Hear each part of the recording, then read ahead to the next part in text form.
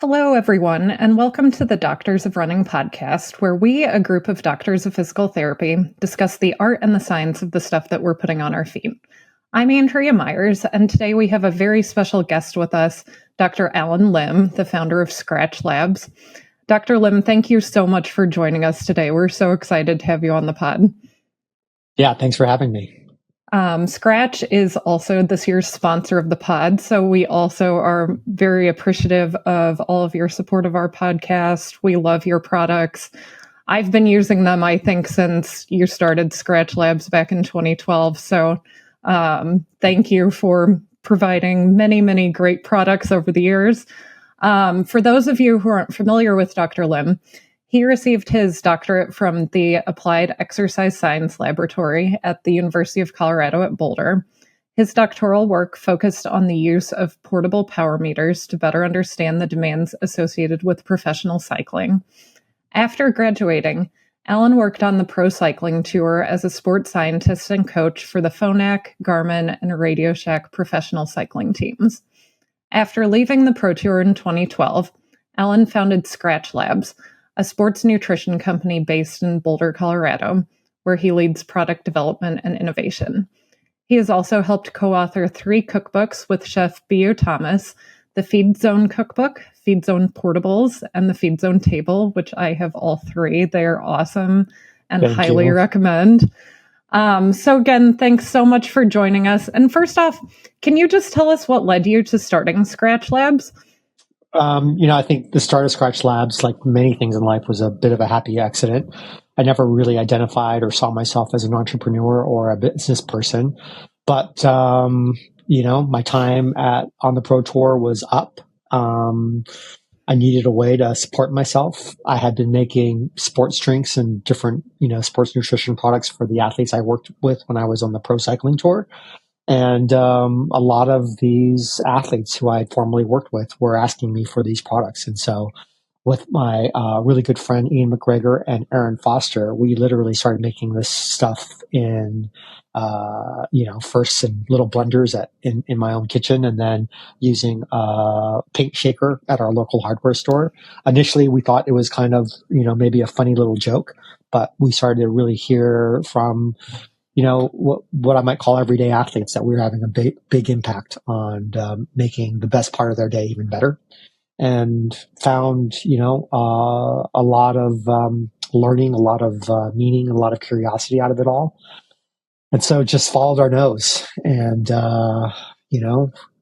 decided to try something new with the aim of helping others to become better while still participating in, the sports that I love. I think that being a sports scientist and coach on the Pro Cycling Tour is a really, really hard life. You're on the road all the time.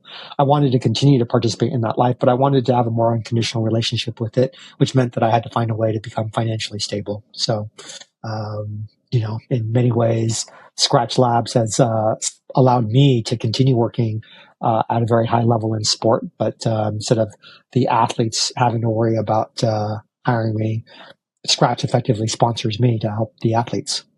That's awesome. And also, when you're working on the Pro Tour, there's not a lot of time for your own personal enjoyment of cycling or running or whatever your own outlet is. So I'm sure you probably have a little more time to get out on the bike these days. Yeah, it initially in the first couple of years of starting Skratch, probably the first decade, it was really, really hard. I mean, it probably got worse before it got better.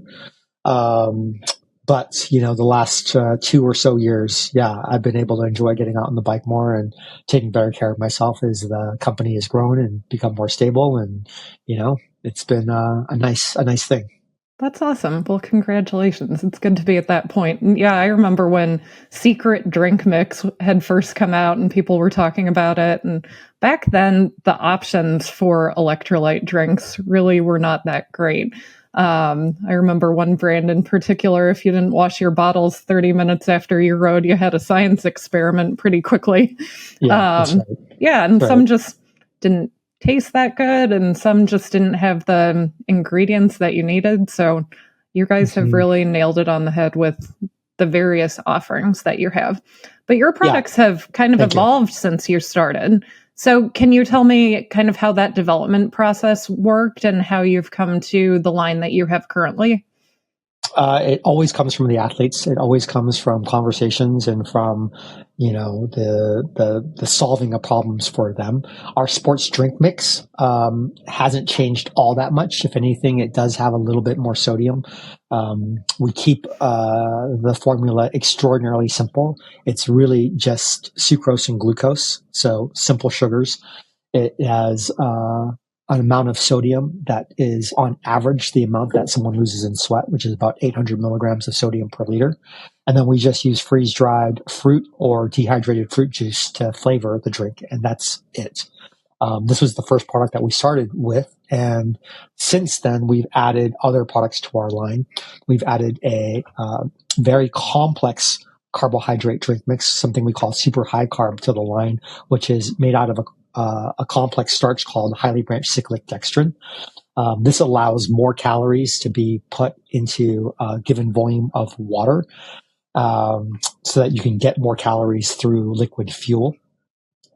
The carbohydrate is complex enough that it digests at a rate that better matches the absorption of carbohydrate or glucose through the small intestine. So what that means is effectively you don't get a traffic jam. You don't get a bunch of little molecules into the gut that could cause GI distress at once. What you have is very, very big, very dense carbohydrate that breaks apart in a slower time frame.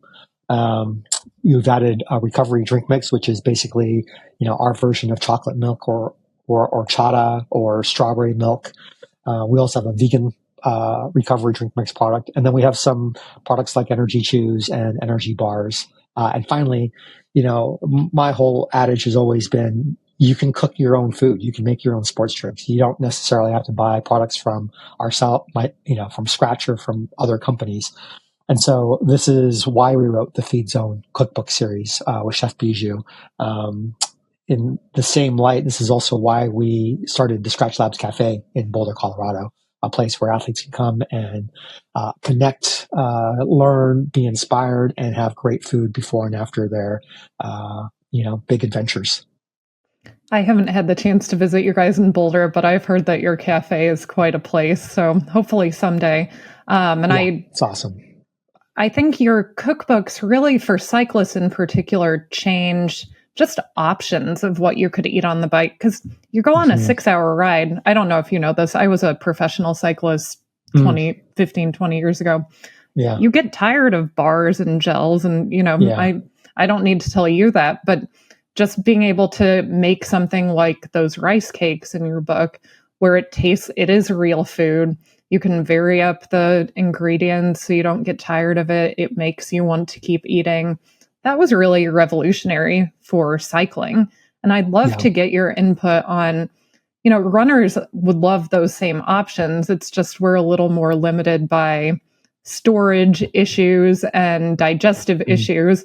I can't really imagine myself eating a rice cake while, doing a 20-mile long run. So do you have anything that you recommend to runners? Like if they just don't want to use a gel or chews or whatever, they want real food. What are some go-tos that you recommend to your athletes? I think it really depends on how long they're running and what the intensity is, the duration. I do think that first and foremost, if an athlete is well fueled and they have a high carbohydrate diet, then they will have enough glycogen on board to cover, anywhere from 15 to 20 miles. So I think that there is at times an over concern about, consuming a lot of food and drink when we're working out, when those workouts are under 2 hours.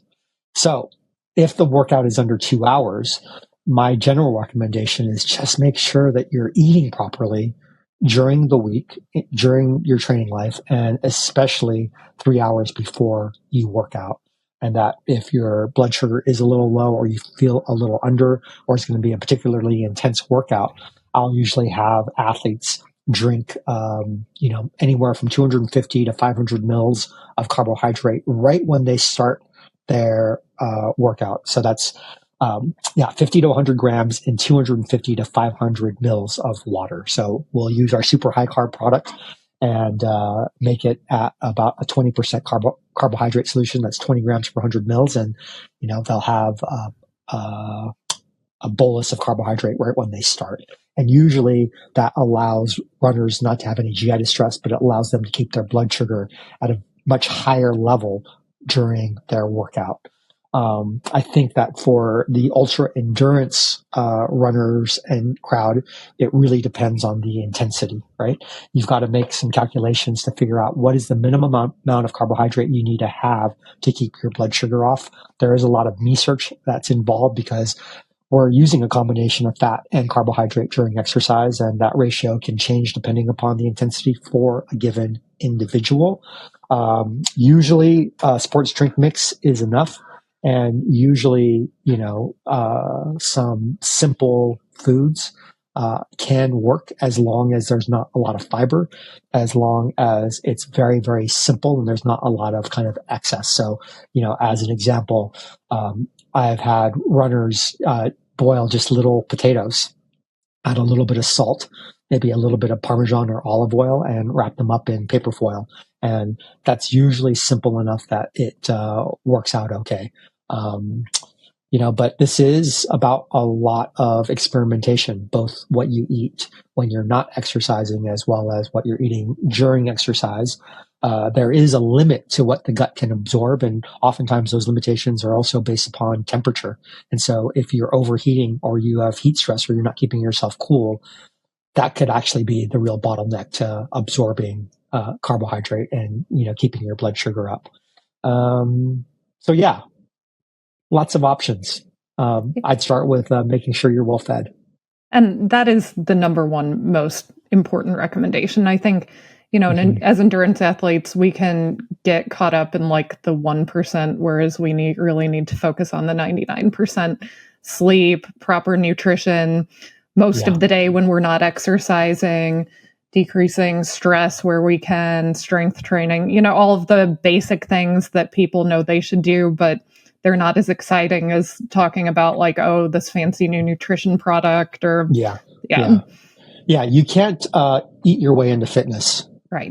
And I think that there's a misnomer when athletes hear what is being consumed by the most elite athletes who have the highest level of fitness, who have the highest level of energy expenditure.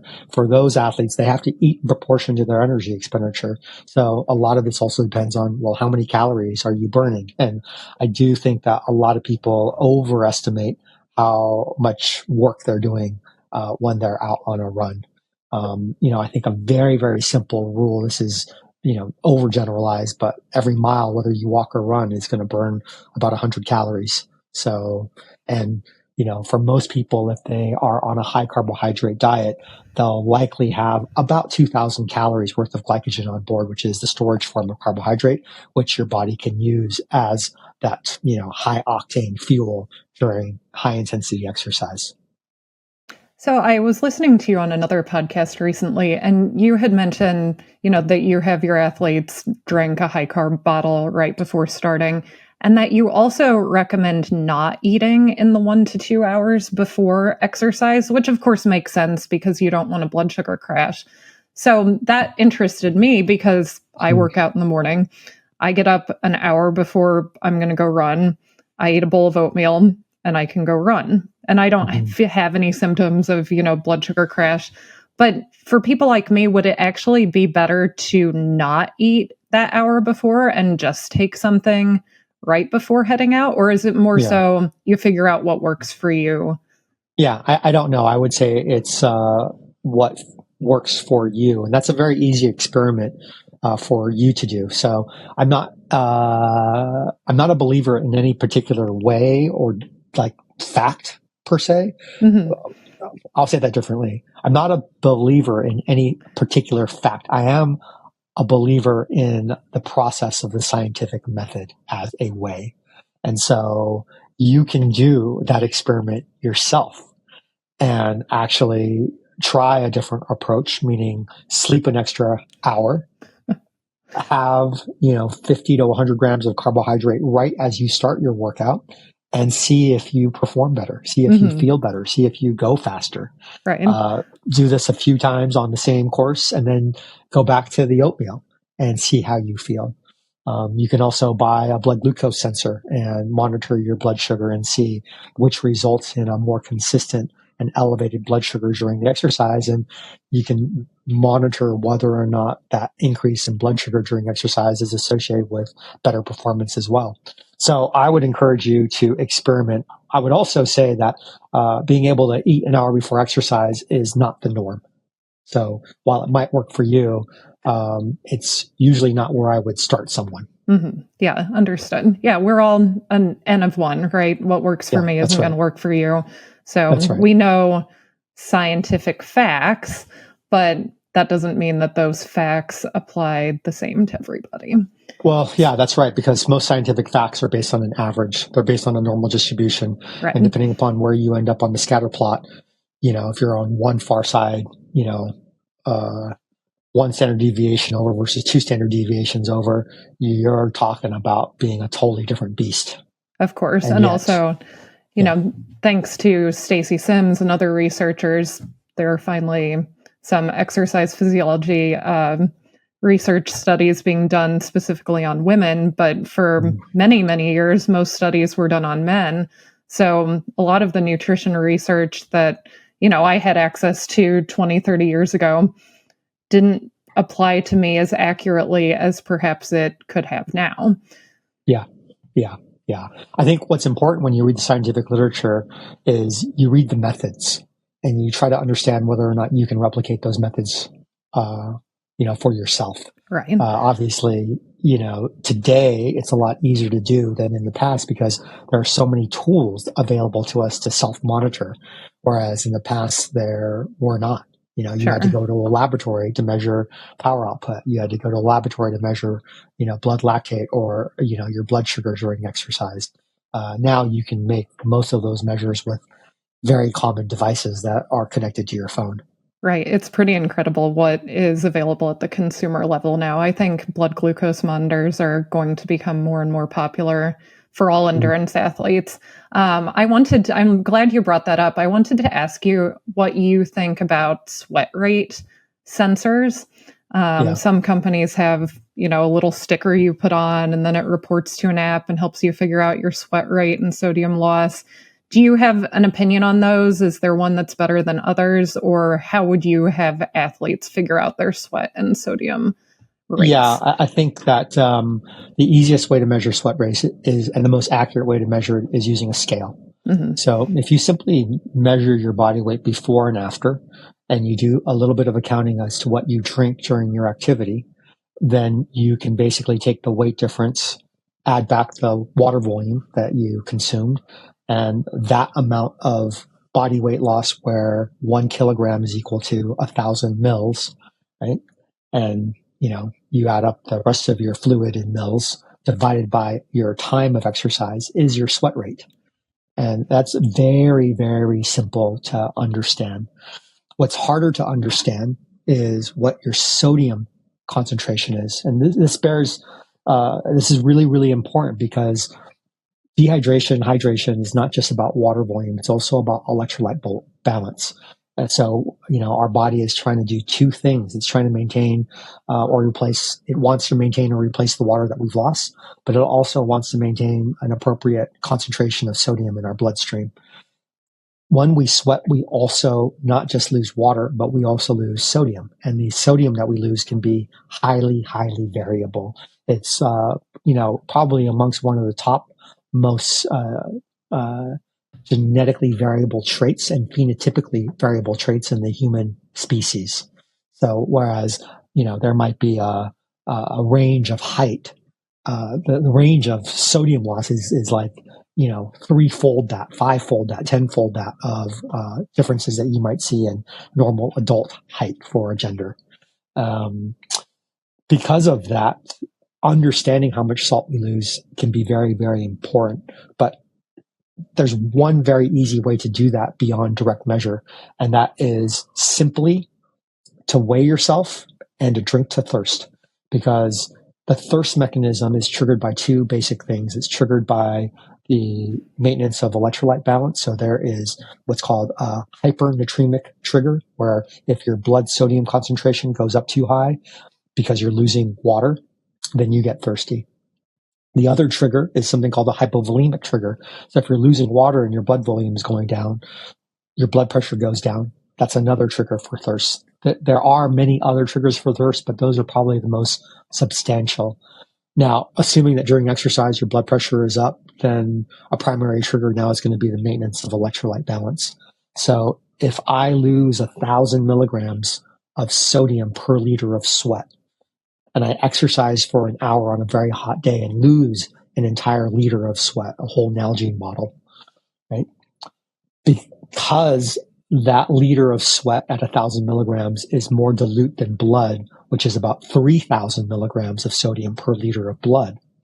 What ends up happening is my sodium concentration increases. I get triggered to want to drink. And if I drank plain water, I would only end up drinking about 2/3 of a liter or 750 mils in order to satiate my thirst or bring my electrolyte concentration back to normal, because there's not as much salt in the pool, right? Since I've lost some.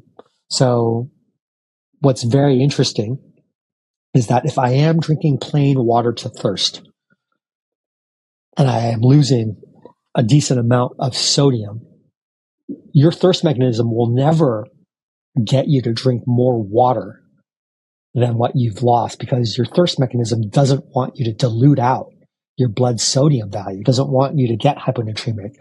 Diluting out your blood sodium concentration can have a ton of impact on your nervous system. Sodium is essential for conducting nerve signals across our body from our brain, and an important kind of control element. So here's the deal. If you go out and exercise and you lose a certain amount of body weight, and say you're drinking plain water to thirst, all you have to do to kind of calibrate your sodium intake is start adding back some salt. And eventually you'll find a point where you make your drink mix salty enough that by drinking to thirst, there is no longer a weight loss. And so there's a way to kind of self-titrate how much sodium you need. So rather than just assuming that there's a prescriptive amount of either sodium or water you need to drink, you can do a simple experiment of weighing yourself before and after, incrementally increasing the sodium you intake until you get to a point where you're no longer losing body weight. And if you know how much water that is and how much salt that is, you know the concentration of the sodium in your sweat in theory.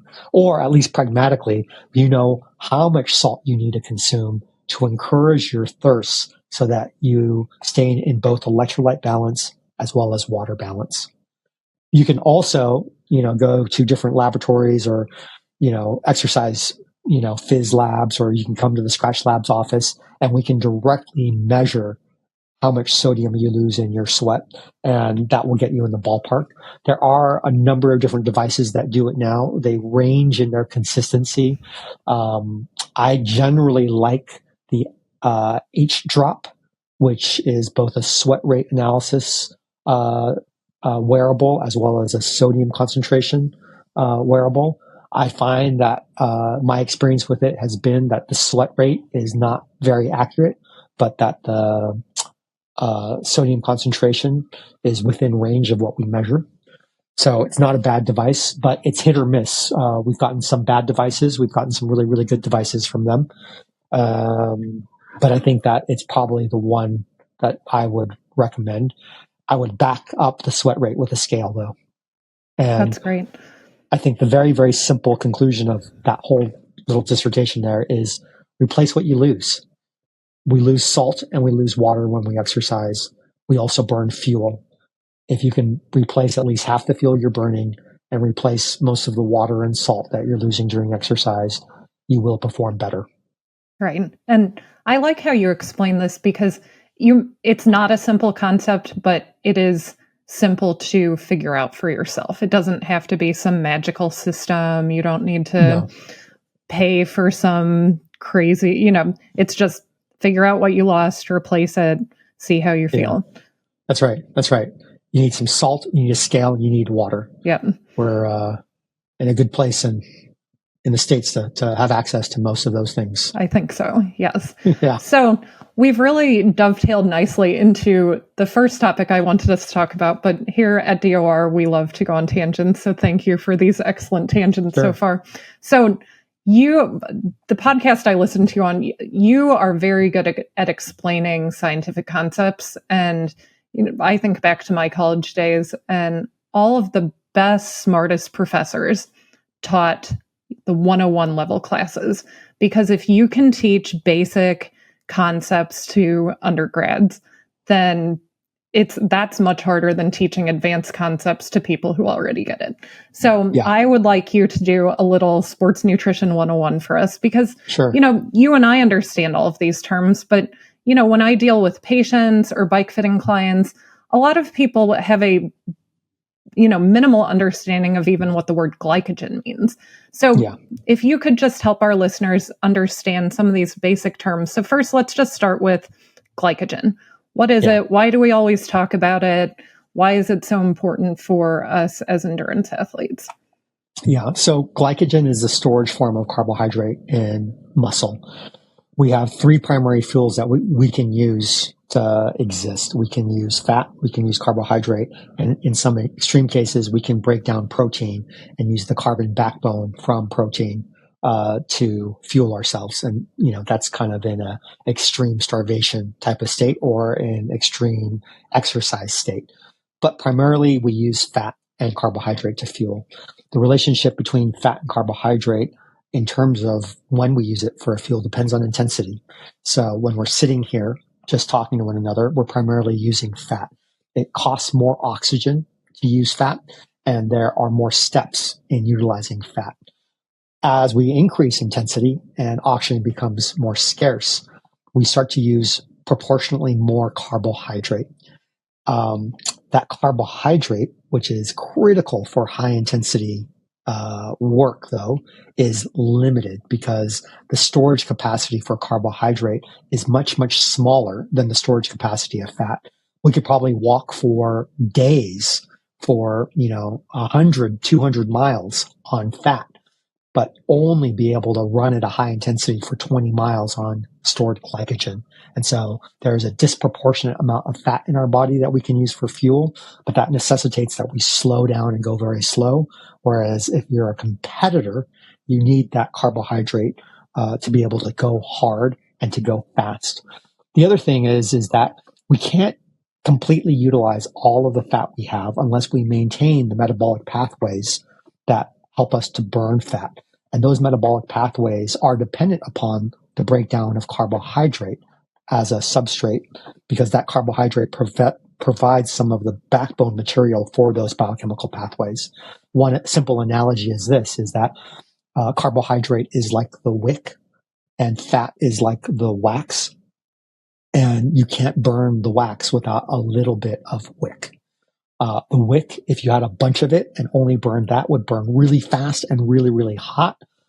The wax is more ample. It burns for a very, very long time. But if you don't have a little bit of that wick to burn it, then you just have a big puddle of melted wax, right? That isn't being used for any useful work. With that in mind, glycogen, again, is how we store that carbohydrate. It's a very, very complex molecule. It's a molecule that is comprised of individual glucose units, which is the basic currency for fuel for the human body, for all cells. That glucose you can think of as a little Lego piece. You can think of different types of starches, like sugar, for example, sucrose, as two Lego pieces clicked together. One, say, blue, one, say, yellow. There are different types of simple sugars, glucose and fructose. You can think of something like maltodextrin as a straight chain of, say, blue Legos, just all connected together, these glucose units in a long, long choo-choo train. you can think of a very complex starch like a potato as something that has more branches. You can think of muscle glycogen as a bunch of Lego pieces all stuck together in a big old ball. So it's, in essence, maybe one of the most efficient ways to get a bunch of Lego pieces crunched together into a single little space. And as the body needs glucose, it breaks off these individual glucose units off that glycogen molecule at a very, very high rate to be able to fuel the body. What is very interesting, though, is that we use the glycogen in the muscle that we are contracting. So even though I have glycogen in my arms, if I am cycling and using my legs, I can't use the glycogen or carbohydrate stored in my arm. I can only use it in the muscle that is contracting because there's a direct pathway where that glucose breaks down and feeds the active muscle. We can't break down glycogen and release that glucose from another muscle, circulate it through blood to that active muscle. And so it's ultimately limited. The only place where that happens is through the glycogen stored in liver. And so when we have a good breakfast or a meal before exercise, we replenish that liver glycogen, and the liver can be a storehouse for glucose along with muscle glycogen. So that's glycogen.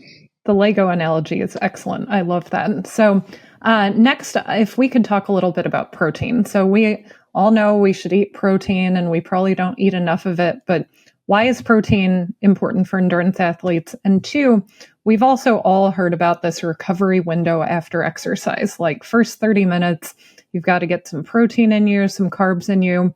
Well, why is that? And is there really a recovery window? Do I really need to freak out about getting it in 30 minutes, or is there a longer window? Yeah. Well, first and foremost, protein, they're the building backbone of all of our structure, of our muscle, of our, much of our tissue is ultimately protein. And when, we exercise, or even if we don't exercise, we are constantly turning over cells. We're constantly turning over protein. And so we need a little bit of protein just as a substrate to replace the broken bricks in our house, right? That's ultimately it. But, you might have 50 kilograms worth of bricks in your house. You probably only need to take in, 50 grams of protein, not kilograms. So, a lot less to replace the bricks that are turning over. In endurance exercise, where you might get in a severe energy deficit and you might start using protein as a fuel, that's a state that some people may have experienced. They'll smell a lot of urea or in their sweat, which is like literally their sweat smells like pee. It's gross. If you've exercised long enough to break down protein, you'll smell that ammonia in your sweat. You'll also smell it in your urine, more so than normal. In those cases, you might need to increase your protein intake to 1.5, even 2 grams per kilogram. The only other situation is if you're trying to build muscle mass, but that also takes the stimulus of strength training. So if you are in a strength training mode and you're lifting enough weights that, especially eccentric loading, where you're getting a little bit of damage to tissue and that, muscle is beginning to remodel, you may need more protein so that you have the bricks to build the new house. Outside of that, though, for most endurance athletes, it's carbohydrate that primarily rules, and the amount of carbohydrate you need, maybe say loading for a big endurance event a few days before at 10 grams per kilogram is 10 times more than the protein that you might actually need. With respect to a recovery window, yes, there is a recovery window. And maybe the idea of recovery window is not as good of a term as a refueling window. One thing to realize is that glucose, carbohydrate, can only get back into muscle to resynthesize glycogen if you have a hormone called insulin in your bloodstream. Insulin can basically allow a cell to recapture that Lego piece or that glucose. The only other thing that can do that is a contracting muscle. So if you are exercising and you're consuming a lot of carbohydrate, the mere fact that a muscle is contracting can pull glucose into the muscle without the need for insulin. That effect creates a sensitivity or enhances the sensitivity to insulin post-exercise. So towards the end of a workout, if I eat a lot and I'm still exercising, I'll pull more of that glucose into the muscles that are contracting than other tissue. And so I'll preferentially refuel the muscles that were, depleted. After exercise, up to say an hour, hour and a half after exercise, the food that I eat, which raises blood sugar, which causes insulin to be released, that effect of insulin will be stronger on the muscles that had been active. And so more of the food that I eat after exercise goes back to the specific muscles that were used during exercise. One way to think of it is the refrigerator versus the freezer, right? Where the refrigerator is the muscle and the freezer is kind of everything else that can store, say, fat or carbohydrate, but that it takes a long time to thaw. If I am sedentary and I haven't exercised for a long time and I eat 1,000 calories, insulin will have effect of all the cells in my body. Insulin will open up the freezer as well as the refrigerator and pack all those calories in preferentially. But after exercise, especially immediately after exercise, insulin will primarily open up the refrigerator, and not just the whole entire refrigerator, but the refrigerator that leads to the muscles that were actually used during exercise. Another great analogy. I really like that. Thank you for that description. I know that we have a time limit here, so I have a ton of questions for you, but I think that one of the more interesting ones for our listeners, and you alluded to this earlier, so a lot of us are marathon runners who are on this podcast or who listen, and we've all experienced bonking at some point. So what happens from a physiological perspective when someone bonks, and why in the marathon does it seem to always happen at mile 18 to 20? Yeah. First, bonking is when our blood sugar drops and we become effectively hypoglycemic. Our brain and our nervous system can only use glucose as a fuel source. So even though our muscles, as I said earlier, can use both fat and carbohydrate as well as protein, our brains can only use glucose or broken bits of glucose as a fuel source, say like lactate. When our blood sugar drops, our brain basically falls apart. And when our brain doesn't get the fuel it needs, when our nervous system doesn't get the fuel it needs, there is this idea that our brain shuts us down. And so as long as you're hypoglycemic, even if you have plenty of fuel on board, you're not going to be able to exercise at a high capacity because your brain is going to govern that intensity. Number two, the reason why it happens at mile 18 to 20, again, as a gross generalization, we burn about 100 calories for every mile that we go. So at 18 to 20 miles, that's 1,800 to 2,000 calories. And in lower leg muscle mass, in general, people store about 1,800 to 2,000 calories worth of glycogen. The marathon is an event where people are trying to run the distance as hard as they can, which means that they're primarily burning carbohydrate. So at mile 18 to 20, you can expect that someone is going to be between 600 to 800 calories short of a Happy Meal. One way that you can improve that is by greatly increasing the carbohydrate you take in the week before that marathon so that you can go up from 1,800 or 2,000 to maybe 2,200 or 2,300, right? Calories worth of glycogen.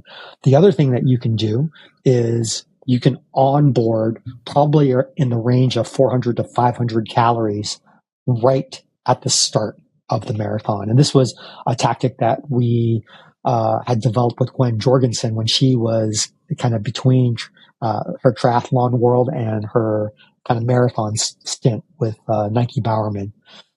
That's how the super high carb product was actually developed. It was developed for Gwen to figure a way to give her an extra 100 grams or 400 calories right at the start line so that she didn't have to fuel at all and only needed to hydrate during the marathon.